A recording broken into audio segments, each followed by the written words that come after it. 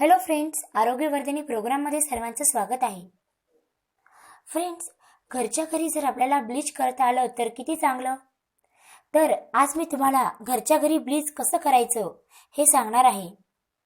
संत्र्यामधील तत्वे त्वचेसाठी खूपच फायदेशीर असतात.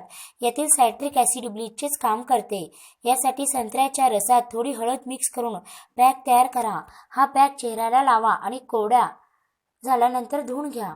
हा पॅक तुम्ही रोज वाढवू शकता, ज्यामुळे तुमचं सौंदर्य वाढवण्यास मदत होईल. काकडी चेहऱ्यासाठी कांती उजळते. लिंबाचा रस आणि काकडीचा रस एकत्र करून चेहऱ्याला लावा. यामुळे चमक वाढण्यास मदत होते. दह्यामध्ये लॅक्टिक ॲसिड असतं, जे ब्लीचचे काम करते. दह्याला चेहऱ्यावर रगडा आणि थोड्या वेळासाठी तसेच राहू द्या. काही आठवडे असे केल्याने चेहऱ्याची चमक वाढते. कच्च्या पपईला लिंबासोबत मिक्स करून चेहऱ्याला लावा. नंतर हळूहळू मसाज करा.